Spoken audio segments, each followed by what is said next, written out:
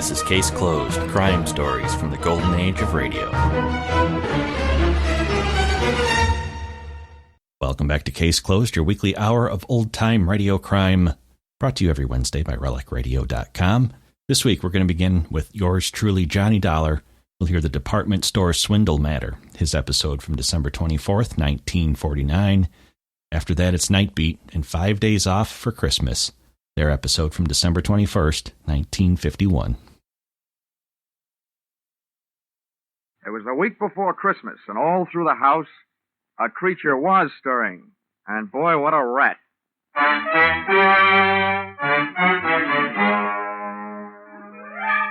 This is another in the adventures of America's fabulous freelance insurance investigator, Johnny Dollar, starring Charles Russell. At Insurance Investigation, Johnny Dollar is only an expert. At making out his expense account, he's an absolute genius.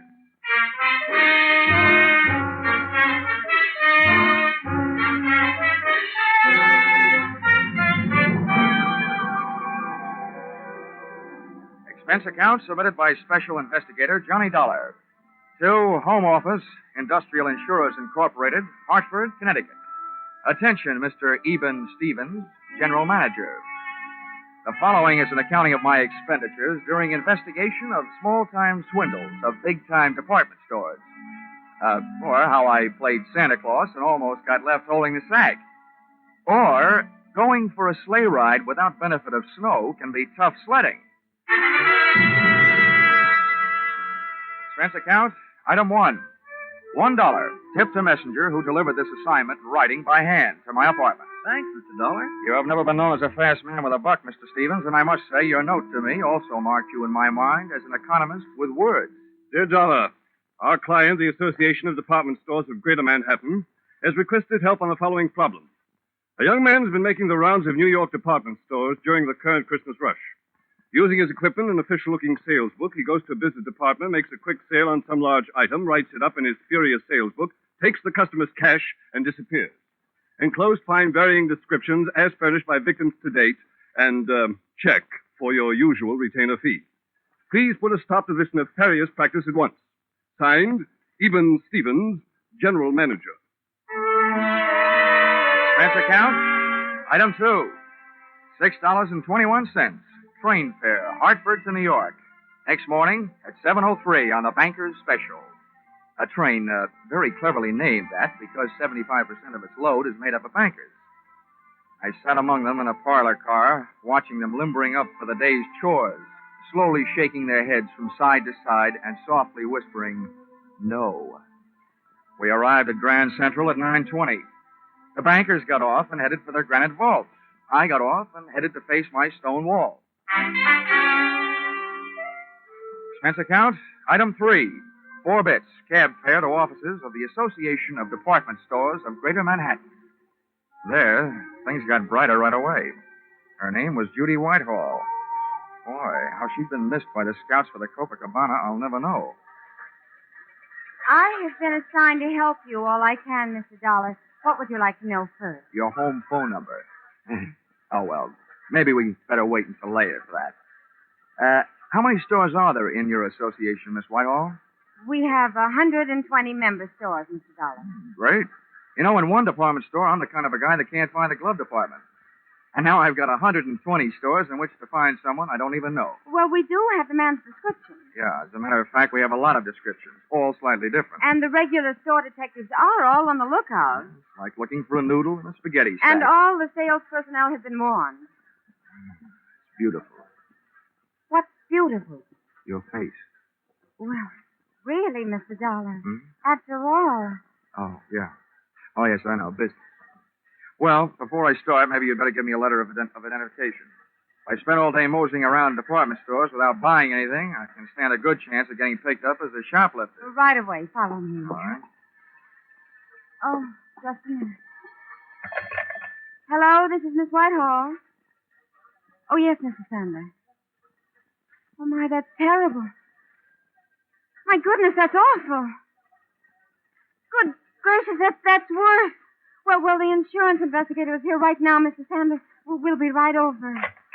What's so terrible? Well, that man, the one we're looking for, he was in the Miller store making a phony sale in the camera department. Oh, you also said it was awful. It was. A little girl picked up a camera and snapped his picture, and the man tried to take it away from her, and the girl yelled, and then her mother screamed. And what made it worse? Well, a store detective came running, and the man shot him. Then he grabbed the little girl, camera and all, and ran off. They called the police. Really? I can't imagine why.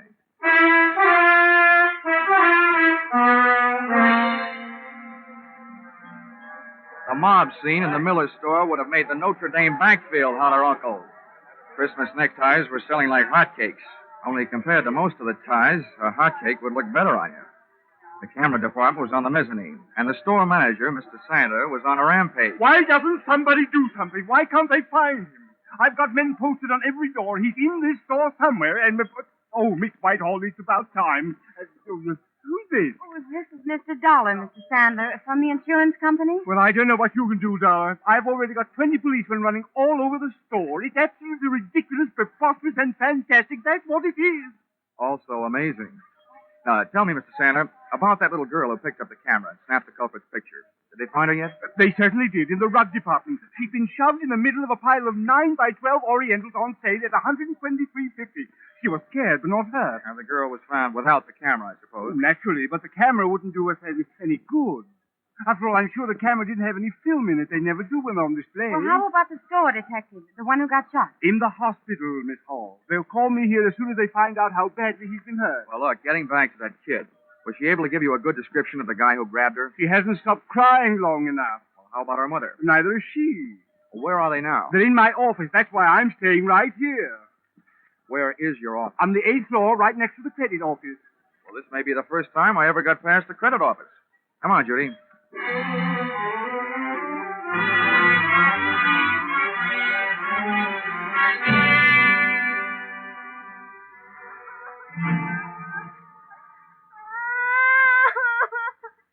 Oh, Bobby, come on. Blow your nose. There. Now be a brave little girl. I don't want it. He hit me. He tried to kill me. He took away my camera. Let me have another try, Mrs. Jenkins. All right, Mr. Dollar, if you think it'll do any good. All right. Oh, come on now, Bobby. All you have to do is tell us what that bad man looked like. We'll get him, and then we'll fix him. Come on now, huh? I don't want to. He'll kill me. I'm beginning to think he's got a point. Okay, Bobby. Okay. Just a minute now. Oh, Judy. Here. Yes, Johnny? Looks like it's a child psychologist. I'm nothing. At this point, I feel like telling little Bobby to go out and play with some old razor blades. Got any suggestions? Well, it is almost Christmas. Yeah. And one thing little girls don't want to do at Christmas is getting wrong with Santa Claus. Ah, gotcha. Good gal. Where do we find Santa Claus? In the toy department on the 5th floor. Well, give me about 5 minutes to explain things to Santa, and then bring Bobby down. All right. Oh, Bobby. What? You know what happens to little girls who make Santa Claus mad at them? Yes. What happens? They don't get to look at television before they go to bed. I mean, at Christmas, what happens? They don't get any toys. All they get is old sweaters and underwear.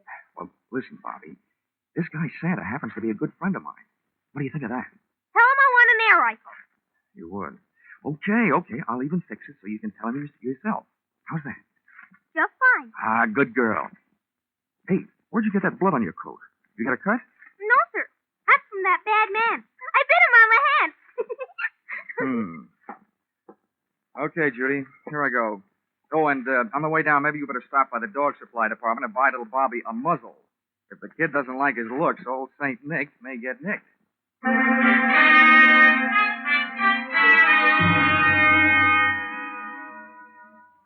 Department stores should have some kind of a congressional medal for salespeople who work in the toy department just before Christmas. I took the elevator down to 5, and when that door slid open... Let him out, please. It was like stepping into Dante's Inferno, junior grade. First, I got on a house phone and called Santa, who was still in the camera department. He'd had word from the hospital. The store detective had died without regaining consciousness. I was no longer trying to catch a cheap swindler. I was now out to swap blood with a dirty murderer. A line of fidgety kids led me to Santa Claus, sitting benignly on his throne. I had a short talk with him and a short wait for Judy and little Bobby.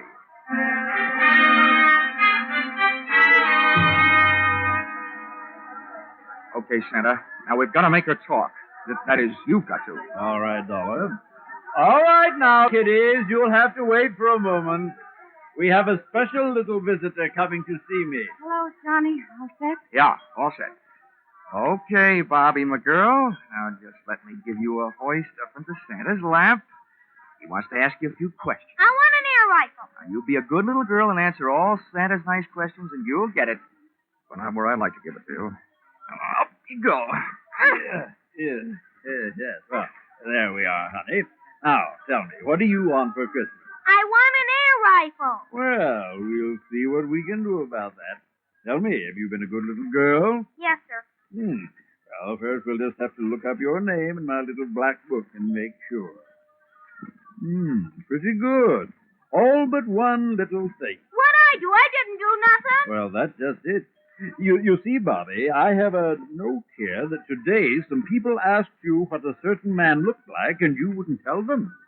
Is that right? I'm afraid. I don't want to tell. They can't make me. Well, Bobby, maybe you and I had better talk this over. If you won't do something for us, how do you expect it to happen?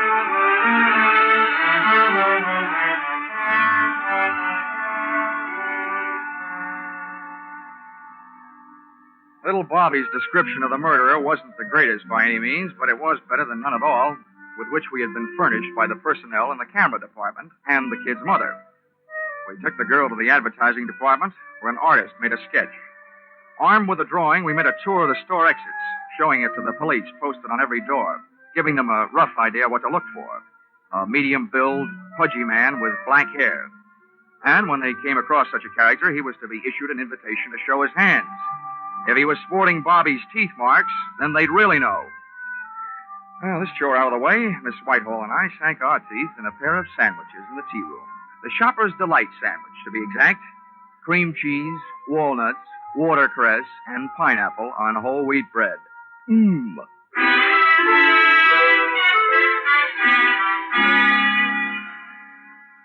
We found the store manager, Sandler, back in his office.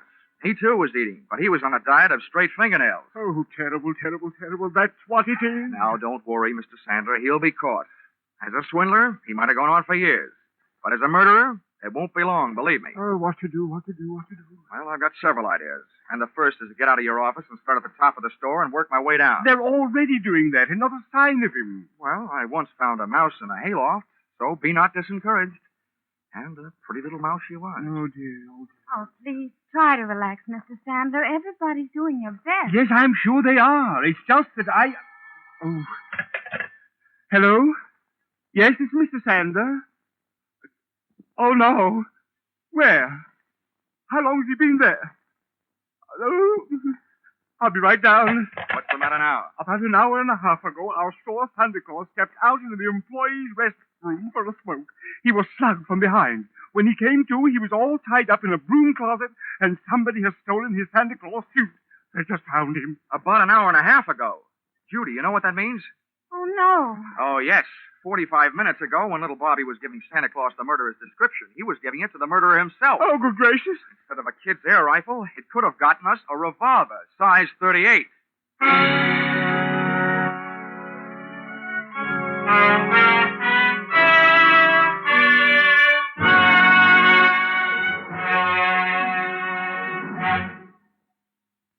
In just a moment, we will return to the second act of Johnny Dollar. But first, CBS is going to bring you one of the biggest presents you ever received from show business tomorrow afternoon, Christmas Day.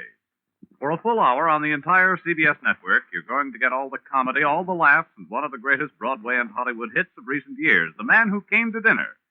And The Man Who Came will be played by none other than Jack Benny, plus Charles Boyer, Gene Kelly, Dorothy McGuire, Gregory Peck, and Rosalind Russell, plus Henry Fonda and John Garfield as narrators. You'll hear them all on CBS's special holiday hour tomorrow afternoon. Jack Benny, playing the man who came to dinner and breaking a leg, had to stay on and on and on. Now with our star, Charles Russell, we return to the second act of yours truly, Johnny Dollar.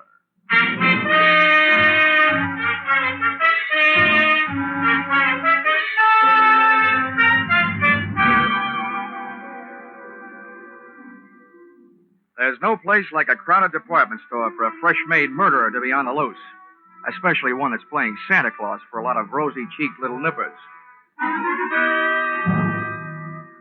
I headed back to the toy department, but when I got there, the cupboard was bare. Our lethal St. Nick had decided to give up his red flannel and white whisker hiding place. We found the empty suit in a storeroom, tossed high on a stack of baby buggies. Oh, Johnny, this is terrible. That man's a murderer. What are you going to do? What am I going to do? Now, listen, Judy. By now, there must be 87 cops sifting through this store looking for that guy. They've got 2 cops on every door. Now, all I'm going to do is help them look. This is one of those everybody's problems. You're right. I guess I'm just getting excited. Well, that you have a right to do. Come on, let's get out of here. I've got an idea. All right, Johnny, I'll Oh, do it. Mr. Dollar, thank goodness I found you. Mr. Sandler wants you right away down on 3. An old lady has just been shot in Junior Mrs. Lingerie. Serves her right for not acting her age. Let's go, Judy.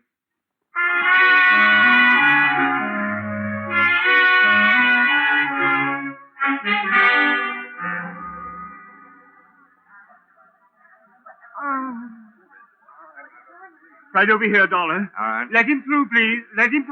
Lady, please stand back now. Well, Dollar, Yeah? congratulations.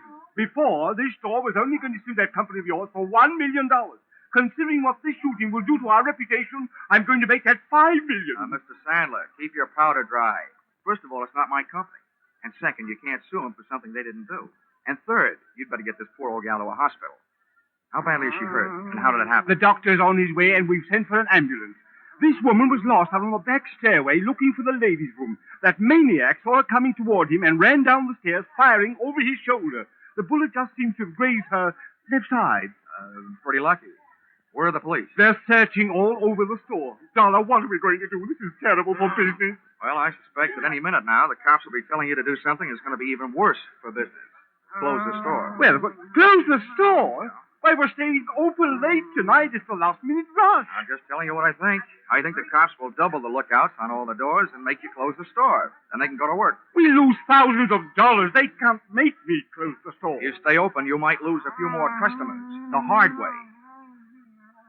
Where's that doctor? He'll be here any minute. Oh, Mr. Sandler. Well, yes, what is it? Well, they called up from the sporting goods in the basement. That man has been down there and held them up. And he took 4 guns and 6 boxes of ammunition. 6 boxes of... Oh, my...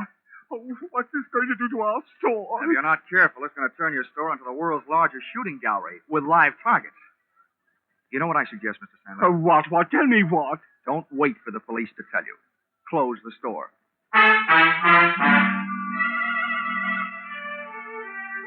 Sandler didn't like it, and neither did the customers, as they filed out of the store past the scrutiny of the police officers, still clutching their unfinished Christmas shopping list. The process was slow, and while the customers were leaving, the clerks finished up their business, put the white shrouds over their counters, and they too filed out into the early night. The boys in blue, watching the doors, came up with several men answering the general description of our friend with a loose trigger finger, but none of them had little Bobby's teeth marks on his hands.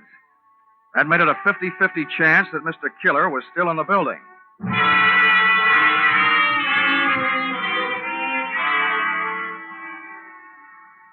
There's nothing more eerie than a department store after closing. And its white sheets, the whole joint seemed to be playing ghost. I sent Judy over to a steakhouse, Pietre's, on 3rd Avenue. Told her to wait. Then I had Sandler get me a gun from the sporting goods department. For that lonely, scared feeling, there's no medicine that quite takes the place of a piece of cool steel in your little hot hand.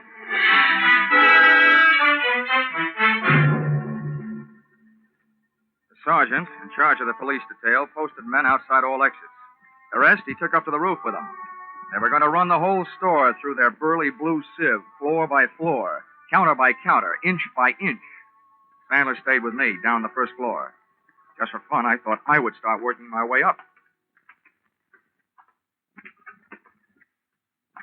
Dollar, don't you think we should get out of here and leave this to the police? Well, I have several goosebumps that agree with you, Mr. Sandler, but I have a very dangerous habit of trying to earn my money. Oh, this is terrible. Now, look, every counter and post in this store is just the kind of hiding place a sniper would pray for. I get paid for this kind of work. You don't. Now, why don't you go out for a nice safe walk? It's my duty to stay here. I'm sticking with you. Okay. But remember, two of us gave him twice as much to shoot at. No, you did. I had to go and open my big mouth. Get down.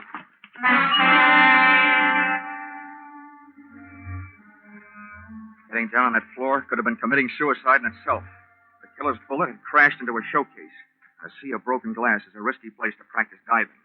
Having to swim out of it was twice as bad, but that's what I had to do. Oh, Mr. Dollar. Sandler, keep your head down. Bury your face in that glass, but keep your head down. Yes, Dollar. Tell me what to do, anything but get me out of here. I have a wife and 3 kids. Well, if you'll do what I tell you to do, your wife will go on having a husband and your kids will still have a father. Yes, just tell me. I don't know exactly where that shot came from, but from the looks of this glass, it must have been from behind us. Now, I'm going to leave you and crawl over near those elevators. While I'm on my way, you rattle around in this glass. Let them hear where you are. Give me about 2 minutes, and then do something to draw his fire. What can I do? Do anything but one thing. Don't stand up. I'll think of something. You'd better. But don't take any chances. No. What are you going to do? Take some chances.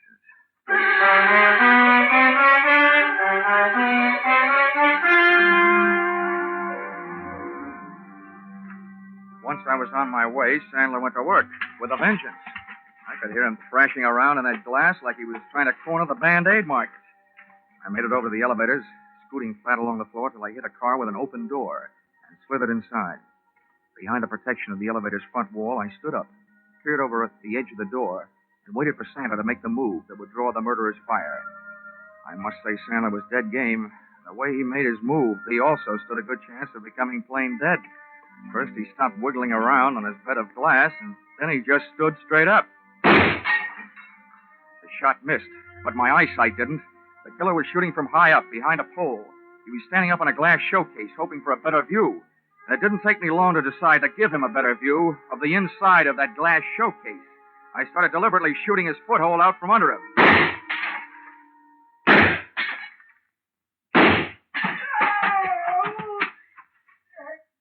He was bleeding beautifully when I started to run, straight for the back of the store, firing as he ran.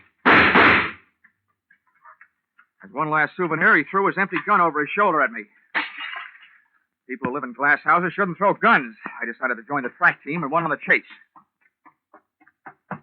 Back out of the main floor, through the employees' entrance, out to the dimly lit shipping department, and its loading dock filled with packages ready for shipment. I could hear him moving around among them. Okay, get your hands up and come out. I'm giving you a chance, but it's not going to last long. Get moving. I don't need your chance. I've got something better. Okay, so you want to play. I think I'll give you a couple of Yuletide presents early, and I'm sure nobody will mind if I open your head before Christmas.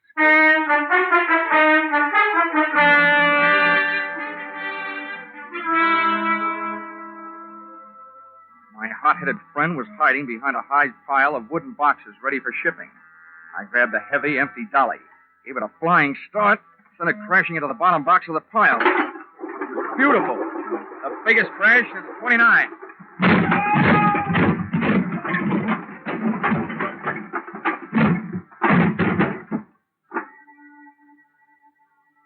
It was a tough fight, but, Mom, I don't think I won. At best, it was a draw.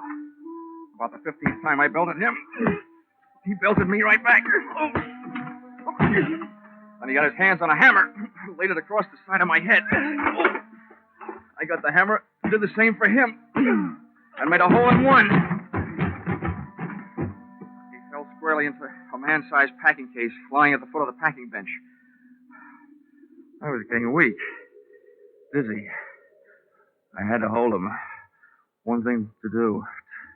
Top a case lying right there. All ready. Nails part way in. Put it on right over him. Nail it on. Good. Tight. Good. Tight. Good. Tight.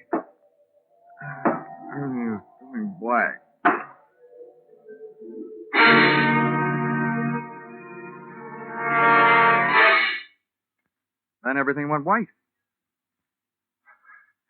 Hey, corny as this may sound, where am I? You're in the hospital, Johnny, darling. But don't worry. It's only a slight concussion. They brought you here last night. Oh, I suppose I have a hammer-shaped hole in my head. No, darling. It hardly shows. Oh, how could it? These bandages covering it up. Well, at least I got him. You what, dear? I got him. The killer. Oh, no, dear. You couldn't have. They're still looking for him. Oh, no. Oh, my gosh. What time is it? 11 in the morning. I gotta get out of here. Why? Johnny, please. Johnny, you're not supposed to get up.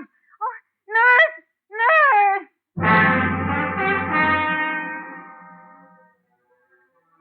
If they let him get away after all my trouble, somebody was going to need a doctor.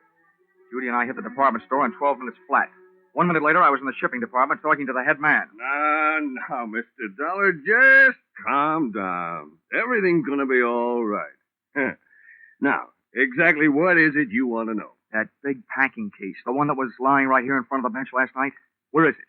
Oh, the great big one? Yes, the great big one. The one about 8 feet long and 3 feet wide? Yes, the one about 8 feet long and 3 feet wide. Well, there was something very peculiar about that case. You're telling me. Where is it? Well, this morning we came to work. The boys saw it all packed up, so they put it on the truck for upper New York State. Oh, no. Oh, indeed they did. But what was peculiar about it, even though they found it all ready to go, later on they found all the merchandise that was supposed to go in it lying around loose. It had never really been packed. Well, then quick. The least you can do is tell me where it went. Well, now that I can do. That box was the boss's big annual charity shipment of goods. That particular box is on its way to some of the unfortunates who'll be spending this Christmas away from home. All right, so where is it? By now, it should be at the New York State Prison, up in Ossining.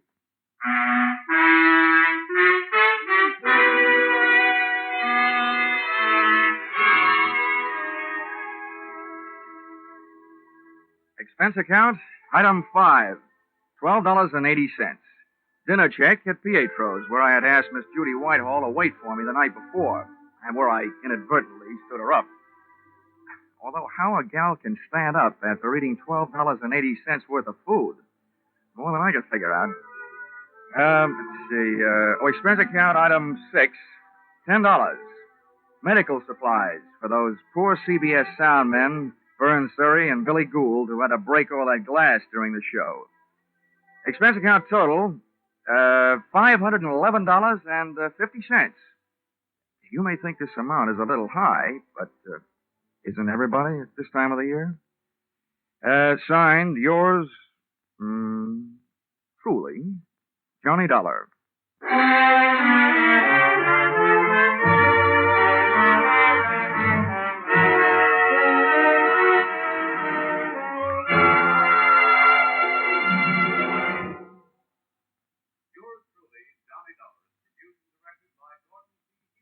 Stars Charles Russell. Script by Paul Dudley and Gil Dowd. Featured in the cast were Jay Novello, Georgia Ellis, Marlene Ames, Parley Bear, Paul Duboff, and Connie Crowder. Special music is written and conducted by Leith Stevens. Your announcer is Bob Stevenson.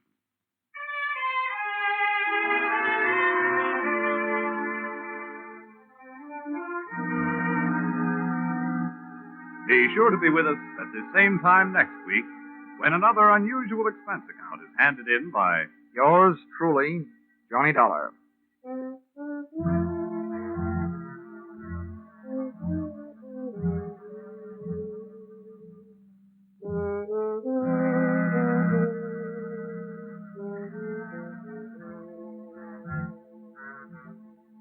Those two pleasant gentlemen of music, Vaughn Monroe and Gene Autry, will be around with special Christmas music tonight on CBS. On his caravan, Vaughn will feature a medley of Christmas carols. And you'll hear the maestro and his band featuring Vaughn's new song success, The Jolly Old Man in the Bright Red Suit. Gene Autry will bring you Christmas music and the Christmas Eve story, Western style. Be sure to hear these two Saturday night CBS stars, Vaughn Monroe and Gene Autry, on most of these same CBS stations.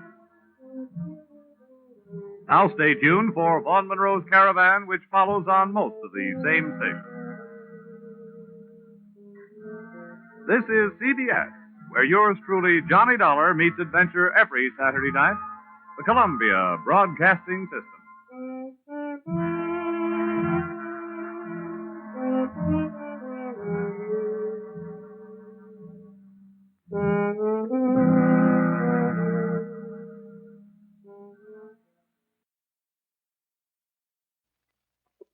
Now, screen actor Frank Lovejoy comes to the NBC microphone as reporter Randy Stone on Night Beat.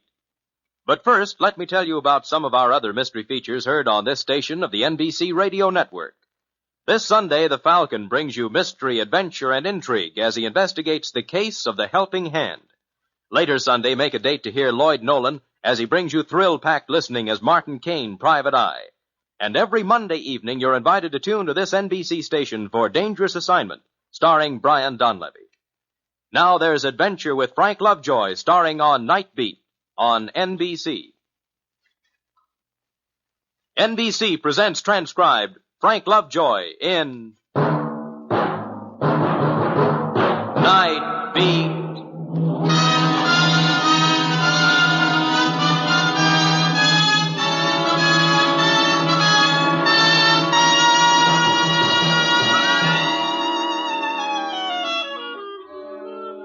Hi, this is Randy Stone. I cover the Night Beat for the Chicago Star.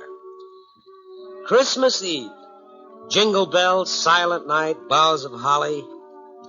Yeah, they say there's a warmth about Christmas that spreads out like a fan and touches everyone. The holiday spirit, it's called.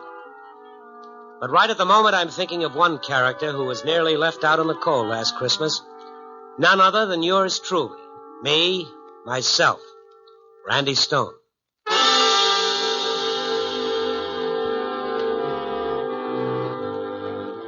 It started out like any other Christmas Eve. An exchange of gifts, a few drinks, some off-key caroling. Everybody killing time until the going home nod from the boss. Everybody, that is, but me. No, I wasn't going home, because as far back as I can remember, Christmas has been another work day for Stone. I waited around for the noisy holiday gang to leave so I could settle down to work. And then Sam Bullock, the big boss, sent for me, and I walked across to his office. Oh, come in, Randy, come in. How are you, boss? Sit down, Randy. Oh, such politeness can mean only one thing. I'm fired. No, this is even more embarrassing, Randy. I'm going to give you a little something in the way of a present. Ah, I'll come back when you're sober. When's the last time you had Christmas off, my boy? I can't remember why. Well, you're having this one off. 5 days of it to spend with your family. Oh, what family? Boss, you know better than that. What'll I do with myself? Well, a man who knows as many people as you do, well, it'll be the best thing in the world for you. Hey, yeah. Yeah, it might really be something.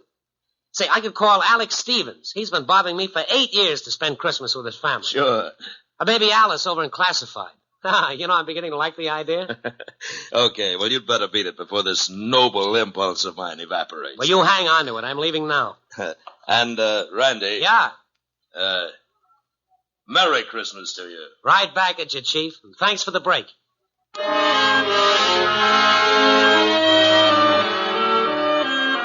The revelers had gone now, and the office was empty except for one man. Old Ed Collins sat watching the teletype machines. He looked up when he saw me. Thought you'd gone, Randy. No. What are you looking so smug about? Oh, boss gave me 5 days off. Swell. What are you going to do, go home? Home is a bachelor apartment on 7th Avenue. No, Collins, I'm going to call my old pal Alex Stevens in Decatur and tell him to meet the morning train. Good idea.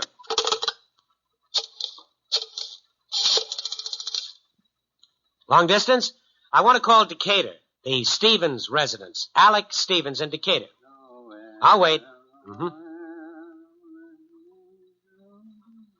Phone's ringing all right. Good, good. Oh, this little floor, Alec. 8 years he's been after me. Must have an old maid sister-in-law or something. Careful, Randy. Tried to marry me off once when I was younger. Should have answered by now. Oh, what's that, operator? Oh, no. No use ringing anymore. He must have gone out of town for the holidays. Gone out of town, eh? Yeah, I guess I'll have to settle for female company.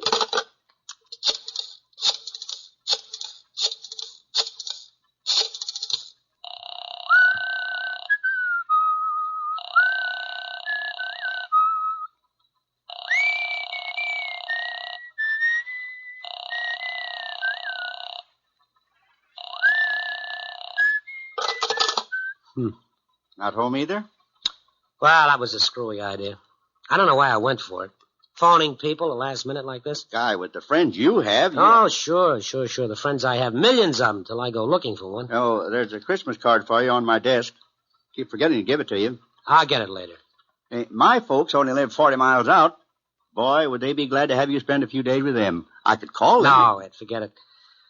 What's a guy like me want with a holiday on Christmas? I'm shoving off, Ed. How about that envelope on my desk? Later. Looks like I might be back to play a little pinochle with you. Now, my ma, all I've got to do is phone her. No, I'll make out all right. See you later. And have yourself a time. Merry Christmas. Yeah.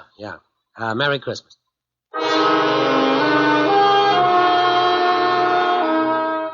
I didn't want to make any more calls in front of Collins, so I headed for the nearest phone booth. Well, I made another 3-4 calls. No dice. Randy Stone, a guy who couldn't walk a downtown block without saying hello to half a dozen people, couldn't find one lousy bum would be his friend tonight, Christmas Eve. I went back to the office hoping some big story had broken so that I could put myself to work. Nothing come in, Ed? Not a thing. Even the thugs are home tonight. Anybody phone me? No. Here's that letter I was telling you about. Oh, thank you. What's that, money? It's a 50-cent piece. What's he want, your autograph? It just says, God bless you, Mr. Stone, signed Catherine Malloy. I don't know any Catherine Malloy. Hey, this is all the earmarks of an office gag, and a pretty poor one at that. It's $50. Yeah, it'll buy a drink. Say, Randy. Yeah? I thought maybe you'd change your mind about going out to my folks' place. No, thank you, Ed. No, thank you. My ma, she... No, I said no. Ed, no, thank you. Outside it was snowing, light and fluffy, like it had been specially ordered for the occasion. And the people went about their business humming and singing little snatches of song. You know, oh, what fun it is to ride in a one-horse open sleigh. Yeah, there was warmth and good feeling everywhere. But my mood was more than a match for it, and I was beginning to feel sorry for myself. Like an unwanted cat, I took my mood out to get it drowned at Bobby's bar. Randy, how are you, boy? How are you? Wow. What's with this place? It's like a morgue. Well, haven't you heard? It's Christmas. Yeah, I've heard. Will you put a dime in that thing, get something snappy? Okay.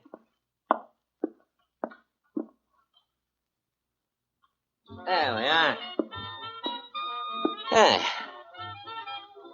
You lonely, Randy? Give me a whiskey sour. Yeah. That's the way it is with me, too. I don't need nobody. Nobody needs me. It's all right, I guess, only 2 or 3 times a year you wish it was different. You know when it hits me? Christmas, Easter, and May 17th. That's the date my mother died. But Christmas and Easter was a big time in our house. You know, we had 11 kids. Look, why don't you write a book? You act like this was something new to you. To me, it's like this every Christmas. You know, the important thing is don't be alone. How much do I owe you? 50 cents. Here. You know, when you try and fight it, you gotta lose. Randy, are you going into a new business? What do you mean? Well, I thought maybe you might have gone into manufacturing. Manufacturing what? Coins. But, brother, if you are, you got a lot to learn. This is about the phoniest $50 I ever saw. Phony? Yeah. Give it to me. Yeah, That was somebody's idea of a gag. Some half-wit in the office. Ain't much of a joke, I'll tell you. Mrs. Malloy, huh? I'll fix those guys. You gone? Yeah. Hey, well, what's your hurry? You ain't gonna leave me here alone, are you? Wait till somebody else comes in. So long, Bob. Well, you ought to stick around so we can talk, Randy. You're wasting it on me. Okay, Randy, but remember what I said. Don't be by yourself. Whatever you do, don't get to be alone.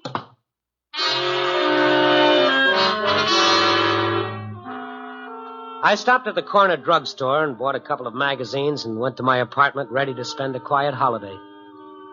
7:00. Great. Nice, long evening ahead of me. Lots of time to hate the world and feel sorry for myself. I poured myself a quick drink, and then somebody rang my doorbell. Yeah, just a minute. Hi. A 10, 11-year-old kid stood in the doorway looking up at me. His face was clean, but his clothes were patched and ragged. He wore a red pullover sweater at least 5 sizes too big for his skinny frame. Hello, Mr. Stone. Wow, what do you want? Don't you remember me? I remember 10,000 of you. What do you want, a handout? I'm Jerry Malloy. Remember Mrs. Malloy? Who sent you up here? Whose idea was it? McFarland's, the office wise guy? My mother sent me.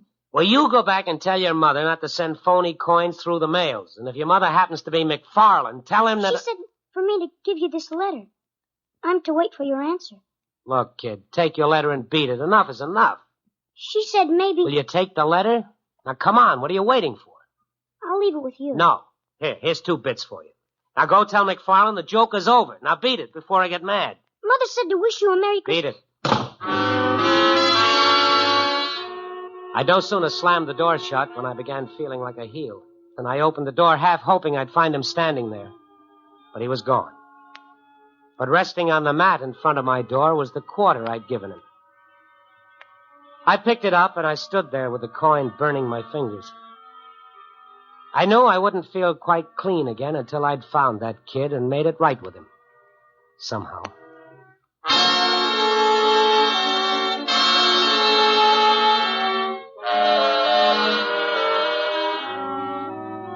I had to get to the kid, but how?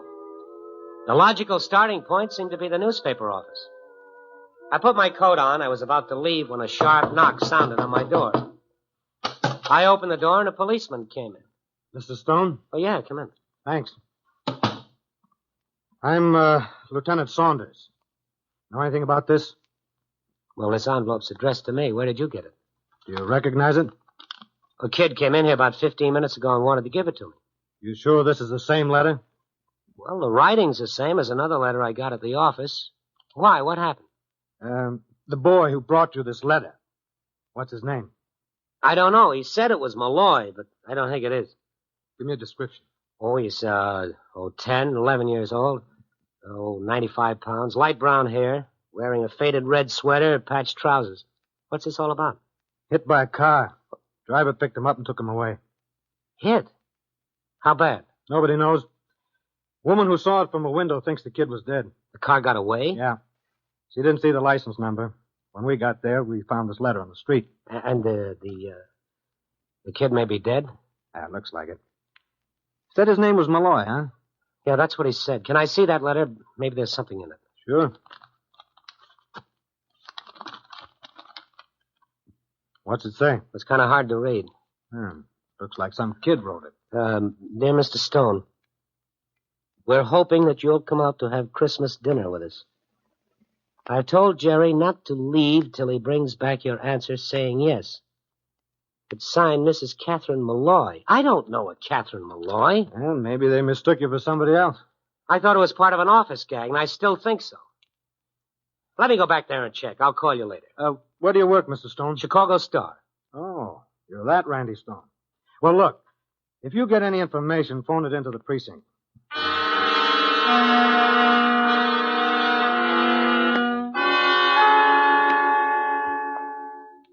Hi, Randy. What's the matter with you? Look like you've been run over by a streetcar. Well, that's how I feel. Collins, you gotta help me. Well, if I can, sure. What is it? Now, first of all, tell me. Did anybody in the office plant a phony coin in an envelope and send it to me in a Christmas card? Well, not that I know of. Who'd pull a crazy stunt like that? I don't know. I gotta find out about that kid. What kid? Well, he came to my apartment with a message, and on his way home he was hit by a car. Bad? A driver picked him up and took him away, and the cops think that he was dead. And you don't know the kid? No. He said his name was Jerry Malloy. He said it like it should have meant something to me. But it doesn't. I've never seen him before. Well, maybe it's someone you've forgotten. A guy meets a lot of people in this business. Yeah, that could be. I want you to do something for me, Ed. What? Check with as many of the boys you can reach at home. Find out if they know anything about the kid, and then phone the police and see if they found him. If you want me, I'll be in the library. What are you going to do there? Well, something that makes me shudder, but I'm going to do it anyway. What's that? I'm going to dig back through all my stories for the past year and see if I can find a Mrs. Malloy. Maybe you didn't use her name. Well, I'll see what I can find. You get busy on that phone.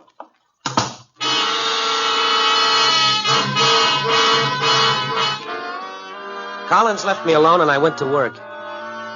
It's funny how inane some of the stuff you write seems after it's been buried.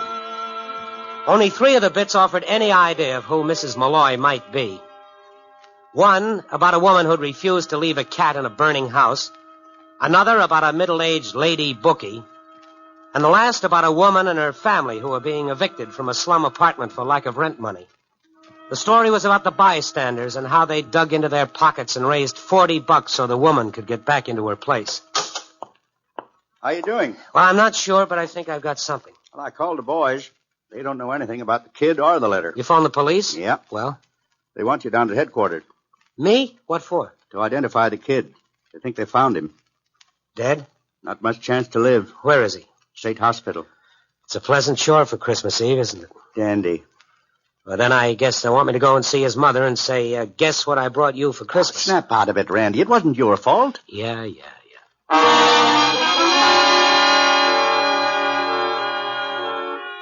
I phoned headquarters and they sent a radio car to get me.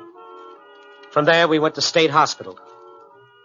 Lieutenant Saunders was there waiting for me. A nurse led us down a long hallway.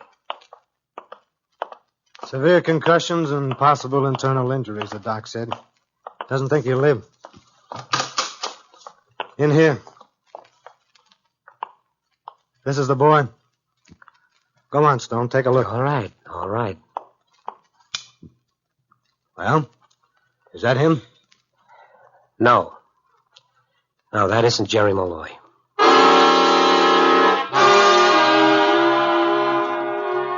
For a minute, I felt a sense of relief, but I knew I was kidding myself. Sooner or later, Jerry's body would be found, and until then and after then, I'd feel the guilt to be mine. You see, by now I knew the kid was on the level. He'd been sent to me with a message offering me a home for Christmas, and in my blind stupidity, I sent him away. Nice guy, this Randy Stone. The cops dropped me off at the paper and told me they'd keep in touch. Well? No, it's not him. What are you going to do? I'm going to find Mrs. Malloy. That 50-cent coin, that's what makes it interesting. Why money in a Christmas card, and a phony coin at that? Well, maybe she didn't know it was phony. All right, then. She didn't know it was phony, but why was she sending you money? You lending the stuff out at 15%? What? Hey, wait a minute. You got something there. Maybe she did owe me some money.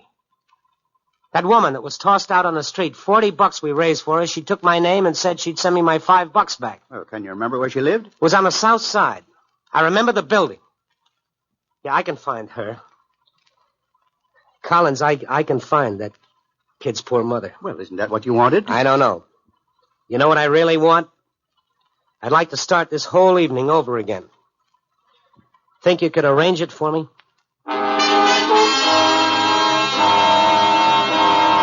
I suppose I could have let the police handle it, but I'd developed a burning need to tell her myself. I hopped into a cab and went scouting for the building she'd lived in. I hoped I wouldn't find it, and yet I knew I wouldn't stop until I did. I found it all right where it had always been, pressed between the ugliness of two warehouses. I hung around outside for 10 minutes before I could find the courage to go and face her. Apartment 6 she'd lived in. I stood in front of it and listened to the muffled sounds of a radio playing dance music inside. Well, hello. May I come in? I've got to talk to you. Oh, I'd like very much to have you come in, but my husband, he's a bouncer in the nightclub. Maybe some other time. Look, Mrs. Malloy, I've got to talk to you. What about Christmas Eve? Go away. Hey, what Mrs. did you say I was? Malloy, Catherine Malloy. I'm not Mrs. Malloy. I never was, never will be. My name's Mrs. Manty, Carol Manty. You know, the more I look at you, the more I wish I was your Mrs. Malloy. But I'm not. I'm really not. How do you like that? Well, I like it a lot more than you'll ever know. You know where I can find her? She lived in this apartment 4 or 5 months ago. Never heard of her. Maybe if you ask the caretaker, he'll know. Thank you. I'll do that.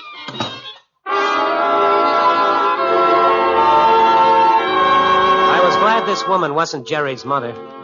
I'd built a picture of Mrs. Malloy that didn't jive with a slightly tipsy frump staring at me out of hazy eyes. I called him a caretaker. Yes, Mrs. Malloy lived here, but she'd moved a couple of months ago, and he didn't know where to. He told me to try Kozlov's grocery store. The storekeeper there was a living city directory. Mr. Kozlov? None other. What can I do for you? I'm looking for a Mrs. Malloy who used to live in the Elkin Apartments. I was wondering if you knew where she'd moved to. Malloy? Uh-huh. Oh, yes, I remember her, but I don't know where she moved to. A good woman. Didn't owe me a penny when she left. I've got to find her. She was working steady when she moved. Wages every week makes difference. You think some of her neighbors would know where she moved to? Oh, they do a big turnover in some of those places, but with wages coming in regular, I think I know how you can find her. How? It's a pattern people follow. When things can't be worse, then they live in places like the Elkin Apartments. But when they're working and a little money is coming in, they move up a notch. That's the way it works. Where is this notch, this step up? It's a gamble. But if I was you, I'd try Blake Avenue, somewhere around 20th. That's the way it goes, from Elkin to Blake. Sometimes back to Elkin. Sometimes not.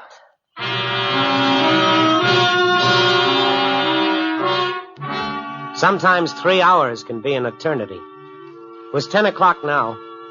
3 hours since the kid had knocked on my door. The streets were full of happy, smiling people, and the snow made everything look like a Christmas display window in one of the big stores. I'd have given 10 years' salary to be like the people rushing into the stores for the last-minute presents for Aunt Agatha. I went into the stores all right, but to ask them if they knew where I could find a dead kid's mother. Took me about 15 calls to locate her. A druggist gave me her address, 1461 Burkell Street, apartment 9. Before going there, I called the office. Hello? Oh, Ed, anybody phone? Nope. I guess I haven't found him yet. Well, how about the mother, Mrs. Malloy? You think she'd have called the police by now? Yeah, you'd think so. Well, maybe she didn't phone because she thought the kid was in good hands. Well, it wasn't your fault, Randy. Well, I've located her. And now comes the pleasant part of the job, telling her about it.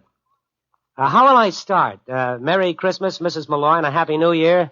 May the New Year bring you all... Why are you going off the deep end like this, Randy? Yeah, I know. It wasn't my fault. I was just an innocent bystander. So long.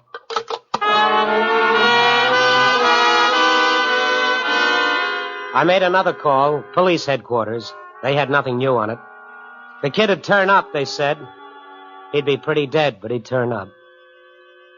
I told them I was going to see the kid's mother, that I'd located her. Lieutenant Saunders thought that would be a swell idea. I walked down the street to Mrs. Malloy's apartment house, and I stood there a minute. From where I was standing, I could see the sign on top of the Chicago Star building. Mrs. Malloy lived only 3 blocks from my smug little tower. From Star to empty apartment to Malloy and back to the Star. But that's the way it looked geographically as well as symbolically. Another 20 minutes wouldn't matter much, I thought.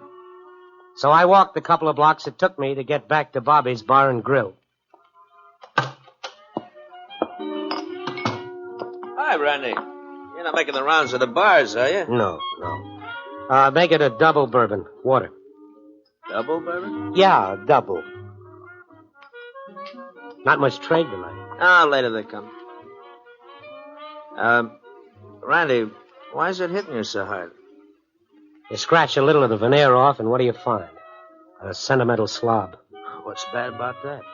Well, then you find that you can't do things that have got to be done. Like what? What needs being done tonight? Like telling a woman that her young son is dead and that I had a lot to do with it. You're kidding. I'm not. How do you go about a job like that? Well, how did it happen? Does it matter? No. You think whiskey will help? Close the place up, Bob, and come with me. You don't have to say anything. Just stand there with me. No. It's a one-man job, huh? As far as I'm concerned. Well, maybe you're right. I'll see you later. Yeah, I'll see you later.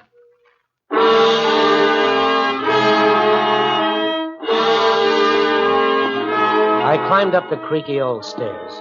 It was no better than a tenement house. Only one thing distinguished it from a slum, and that was a cool, clean smell. The walls were torn and the woodwork was scarred and marred, but it was clean. I know it's crazy, but I got a lot of courage out of that feeling of cleanliness. I stood in front of apartment 9, listening. Then I knocked on the door. Who is it? It's me, Randy Stone. Mr. Stone, how welcome you are. Come in. Thank you. I'll close the door to the children's room. They are only fallen asleep, and if they hear us, they'll be sure you're Sunday. She walked away to close the door, and I wondered how I'd ever come to forget Mrs. Malloy. Her face was overflowing with a deep spiritual beauty that lighted up the whole room. She came back and sat down near me. I'm so happy you hadn't forgotten me, Mr. Stone. I was afraid you might have. Then when I was able to make a small payment on that loan, I thought I would ask you to come to see us. God will never let me forget what you did for us that night, Mr. Stone. Mrs. Malloy, I don't mean to embarrass you, Lily, I don't. But I knew if you possibly could, you would share some part of Christmas with us. I knew that the old and shabby furniture would make no difference to you. This humble home... Well, Christmas began in a humble home. Yes, that's what I told Jerry. Mrs. Malloy, about Jerry, I don't know how to say it. Say what? What is it, Mr. Stone? Well, about Jerry not being home. I don't understand. The bedroom door opened and a boy walked out. I caught my breath and held it. It was Jerry. Jerry! Hello, Mr. Stone. Jerry Malloy, go back to bed this minute. Oh, no, please, let him stay. Jerry, I heard that you were hurt. Oh, that. I was just shook up a little. The man drove me home. Jerry, you didn't tell me about that. It was nothing. Jerry, when you knocked on my I told door... Ma all about it. About the way you made me come into your room and have some fruit and candy. And how glad you were when you read that letter. That's right. And he told me how you said you would get down to our house tomorrow night if it was the last thing you ever did. That's what you said, wasn't it, Mr. Stone? I tell you, Mr. Stone, this boy of mine is uncanny. Do you know what he told me? He said he shouldn't be surprised if you came down to visit us tonight. Did you say that, son? Didn't you, son? Yes. Tell him your exact words, Jerry. Go on. Mr. Stone is no stranger. Say it, Jerry. I said I wouldn't be surprised if he even comes to see us tonight. He needs us that bad for Christmas.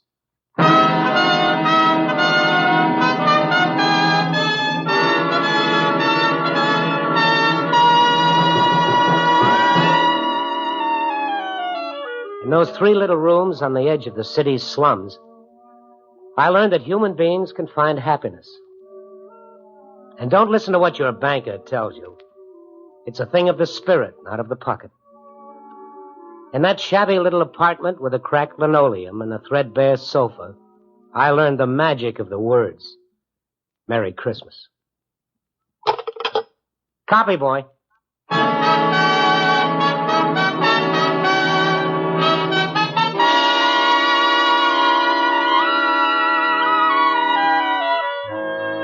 Night Beat, starring Frank Lovejoy, is produced and directed by Warren Lewis, edited by Larry Marcus. Tonight's story was written by Warren Lewis and Lou Rusoff, with music by Robert Armbruster. Featured in tonight's cast were Kate McKinnis, Sammy Ogg, Ralph Moody, Jan Arvan, Bill Conrad, and Gail Bonney. Don Rickles speaking. Our star, Frank Lovejoy, and all of us on Night Beat wish you a very Merry Christmas. 3 chimes mean good times on NBC. Saturday morning, hear Mind Your Manners, and later the Somerset Maugham Radio Theater starring Peggy Ann Garner. This is NBC, the National Broadcasting Company. That's it for Case Closed this week. You can find more from Johnny Dollar, Night Beat, past episodes of Case Closed, all the other podcasts, thousands of other old-time radio episodes, our Shoutcast stream, and anything else we might have going on at relicradio.com. If you'd like to help support this and all of that, visit donate.relicradio.com or click on the donate button. Your support is how it all keeps coming to you every week. Thank you, as always, to those who have helped out. Thanks for joining me today. Be back next Wednesday with another episode of Case Closed.